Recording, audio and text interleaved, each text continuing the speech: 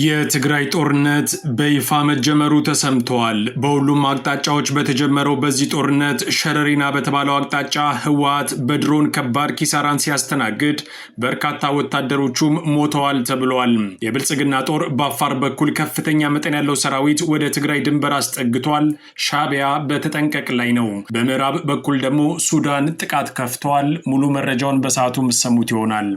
ፋኖ በወለጋ ሌላኛዋን ከተማ መቆጣጠሩን ተከትሎ ኦህዴድ አካባቢውን ጥሎ ሽሽት መጀመሩ ተሰማ። ዛሬ ሌሊት ፋኖ በወለጋ በፈጸመው መብረቃዊ ጥቃት 3 ቀበሌዎችንና 1 ከተማን በተሳካ ሁኔታ በቁጥጥር ስር ማዋሉ ታውቋል። የኦሮሚያ ልዩ ኃይል ከመከላከያ ጋር ቢቀናጅም የፋኖን ክንድ ግን መቋቋም አለመቻሉ ከፍተኛ ድንጋጤን ፈጥሯል። የዛሬው መብረቃዊ ጥቃትን ተከትሎ ለማገዝ የመጣው ተጨማሪ የብልጽግና ጦርም በፋኖ መልሶ ማጥቃት ብትንትን ወጥቷል። ሰፊ መረጃውን በሰዓቱ የምትሰሙት ይሆናል። ሳውዲ አረቢያ ዛሬ ሌሊት ሌሎች 3 ተጨማሪ ኢትዮጵያውያንን በሞት መቅጣቷን የአገሪቱ ባለስልጣናት ይፋ አድርገዋል። ለቢቢሲ ቃላቸውን የሰጡ በህይወት ያሉ ኢትዮጵያውያን ተስፋ መቁረጣቸውን ለጣቢያው ተናግረዋል። በአሁኑ ወቅት 60 የኢትዮጵያውያን በሳውዲ መንግስት እጅ ላይ የሚገኙ ሲሆን ቀስ በቀስ የሞት ሰለባ መሆናቸውን ቀጥለዋል ተብሏል። አሁን በቀጥታ ወደ ዝርዝሩ አልፈናል።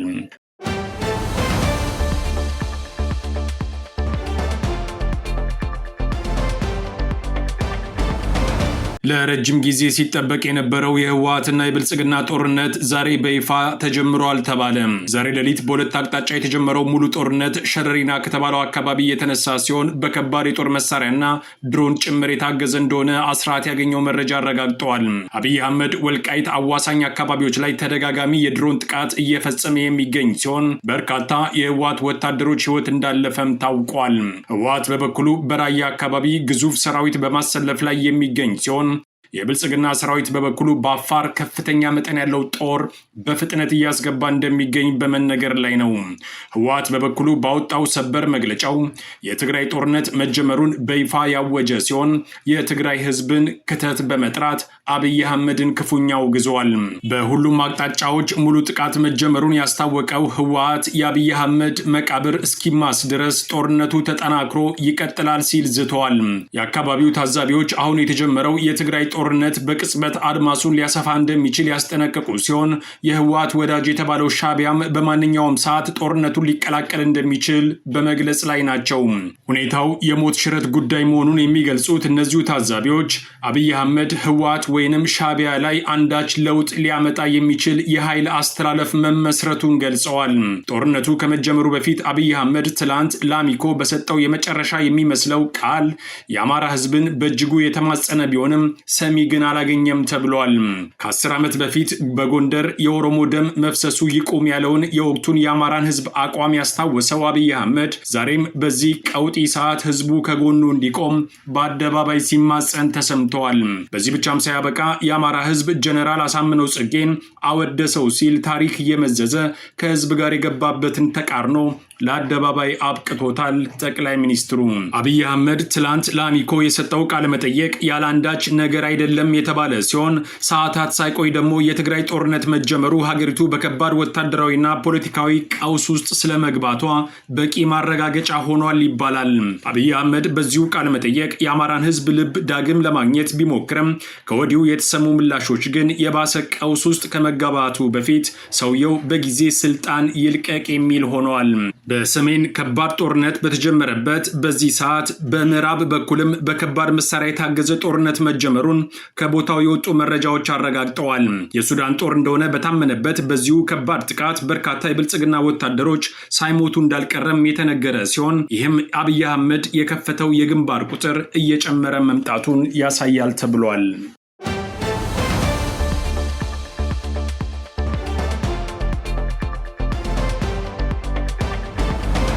ፋኖ በወለጋ የጀመረው ጥቃት አድማሱን እያሰፋ የኦህዴድ ሰራዊት ከተሞችን በመተው ሽሽት መጀመሩ ተሰማ። ቀበሌዎችና ከተሞች በፋኖ ቁጥጥር ስር የዋሉ ሲሆን በአካባቢው ባለው የኦህዴድ መዋቅር ላይም ከባድ ሽብር መፈጠሩን አስራት ከቦታው ያገኘው መረጃ አመልክቷል። በአፋብን ወለጋ ቢዛሞ ቀጠና አይሻ ሰይድ እዝ ይበልጣል መኮንን አዲስ ዓለም ክፍለ ጦር ባደረገው የተጠና ኦፕሬሽን በኪረሙ ወረዳ ስር ቦቆ፣ ነጭሎ፣ ወዴሳ ዲማ የተባሉ 3 ቀበሌዎችን ጨምሮ ሃሮ አዲስ ዓለም ከተማን ሙሉ በሙሉ በፋኖ ቁጥጥር ስር መግባቷ ደግሞ ብልጽግናን አሸብሯል ተብሏል። ሐምሌ 23 2018 ዓ.ም በተካሄደው በዚሁ አውደ ውጊያ የብልጽግና መከላከያ ሰራዊት ከክልሉ ጥምር ኃይል ጋር በጋራ ሆኖ የተሰለፈ ቢሆንም ከወደ ፋኖ የተሰነዘረበትን ጥቃት መቋቋም አቅቶት ተሽመድምዶ የተሸነፈ ሲሆን ሽሽት መጀመሩን በመነገር ላይ ነው። በዚህ የፋኖ አስደናቂ ተጋድሎ 36 የብልጽግና ወታደሮች ወዲያውኑ ህይወታቸው ሲያልፍ 42 ወታደሮች ደግሞ ቆስለዋል ተብሏል። በድምሩ 78 ያገዛዙ ወታደሮችን ከስምብሪት ውጪ ማድረግ መቻሉን የአፋብን አመራሮች ለጣቢያችን በላኩት መረጃ አስታውቀዋል። በተጋድሎው ጀግኖቹ የይበልጣል መኮንን አዲስ ዓለም ክፍለ ጦር አርበኞች ብልጽግናን አይቀጡ ቅጣት በመቅጣት አዲስ ዓለም ከተማን ጨምሮ በጊዳ ኪረሙ ወረዳ ስር ቦቆ፣ ነጭሎ፣ ወዴሳ ዲማ የተባሉ 3 ቀበሌዎችን በቁጥጥራቸው ስር አስገብተዋል። ይህ በእንዲህ እንዳለ ከሆሮ ጉዱሩ ወለጋ ዞን አቤ ዶንጎሮ ወረዳ መነሻውን ያደረገው የብልጽግና ጦር ወደ ምስራቅ ወለጋ ዞን ጊዱ ኪረሙ ወረዳ እገዛ ለማድረግ እየተንቀሳቀሰ ሳለም በአይሻ ሰይድ እዝ ስር የጌጤ ግርማ መብረቁ ክፍለ ጦር አርበኞች መንደር 21 ቀበሌ ልዩ ቦታው አንገር መድኃኔዓለም ላይ በፈጸሙት ከባድ የደፈጣ ጥቃት በርካታ የአብይ ወታደሮች ሙትና ቁስለኛ ሲደረጉ የብልጽግና እንቅስቃሴ እቅድ ከሽፏል ተብሏል። በተመሳሳይ ከይበልጣል መኮንን አዲስ ዓለም ክፍለ ጦርና ከአንገር ጉትን ክፍለ ጦር የተውጣጡ አሃዶች በቅንጅት በወሰዱት እርምጃ በርካታ የብልጽግና ጦርን ደምስሰው በኪረሙ ወረዳ የጎላ ወታደራዊ ጠቀሜታ ያላትን ቆርቆፌ ከተማን በቁጥጥራቸው ስር አስገብተዋል። በዚህ ስፍራ ከመደምሰስ የተረፈው የአብይ አህመድ ኃይል ሙትና ቁስለኛውን እያዝረከረከ የጊዳ አያና ወረዳ መቀመጫ ወደ ሆነችው ጊዳ ከተማ ፈርጥጧል ተብሏል።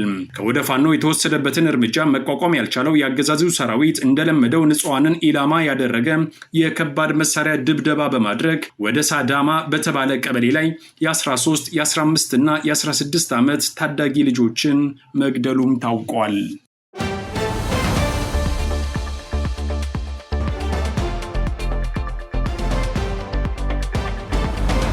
የሳውዲ አረቢያ መንግስት ዛሬም ተጨማሪ ኢትዮጵያውያንን በሞት መቅጣቱ ተሰማ። ቅጣቱ የተፈጸመው ሳውዲ አረቢያ በሚገኘው አሲር ግዛት ውስጥ ሲሆን 3 ኢትዮጵያውያን በስቅላት ተቀጥተዋል ተብሏል። ቀሪዎቹ ኢትዮጵያውያንም ሞትን በመጠባበቅ ላይ ሲሆኑ ለቢቢሲ በስልክ በሰጡት መረጃ ተስፋ መቁረጣቸውንና ከዚህ በኋላ ሞት ካልሆነ ምንም አዲስ ነገር እንደማይጠብቁ ተናግረዋል ሲል ጣቢያው ዘግቧል። 5 ኢትዮጵያውያን በሞት የተቀጡት ከ5 ቀናት በፊት ሲሆን አሁን ደግሞ 3 ተጨማሪ ኢትዮጵያውያን በሞት መቀጣታቸው ከፍተኛ ድንጋጤን ፈጥሯል። 3ቱ ኢትዮጵያውያን ወደ ሳውዲ አረቢያ ግዛት ሐሺሽ ለማስገባት ተባብረዋል ተብለው መከሰሳቸውን የሳውዲ አረቢያ የውጭ ጉዳይ ሚኒስቴር መስሪያ ቤት ባወጣው መግለጫ አመልክቷል። ሟቾቹ በቁጥጥር ስር ከዋሉ በኋላ በተደረገባቸው ምርመራ ጥፋተኛ ሆነው መገኘታቸውን የገለጸው ሚኒስቴሩ ፍርድ ቤቱ በሞት እንዲቀጡ ውሳኔ ማሳለፉንም ጠቅሷል።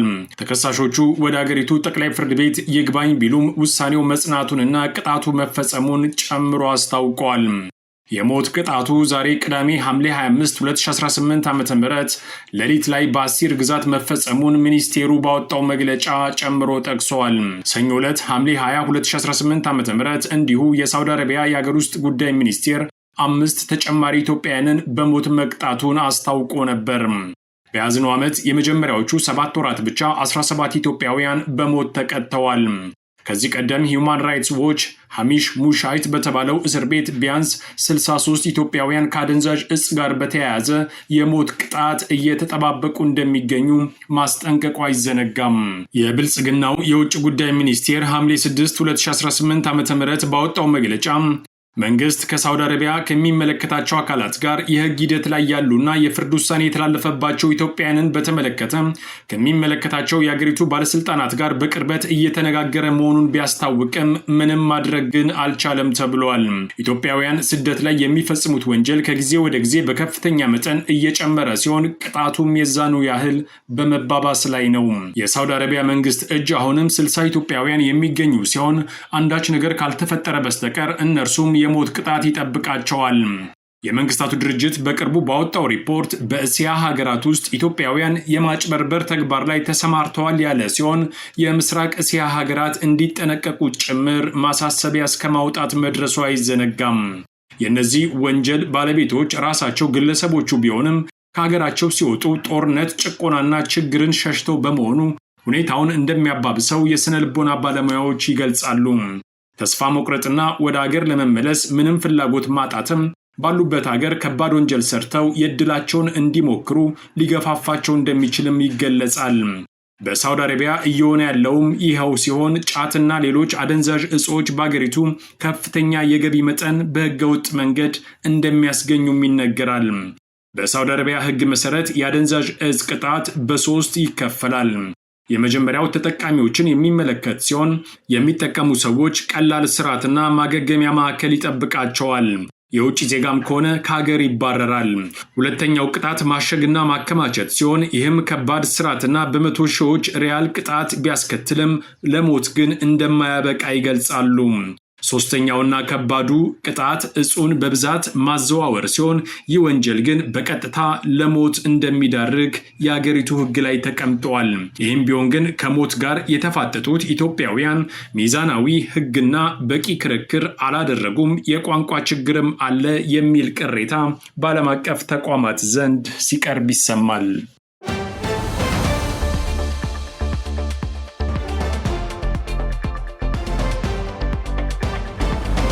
ከአስራት ብሮድካስቲንግ ሰርቪስ ለዕለቱ የነበረን ዜና ይህን ይመስል ነበር። አብራችሁን ስለነበራችሁ ከልብ እናመሰግናለን። በያላችሁበት ሰላም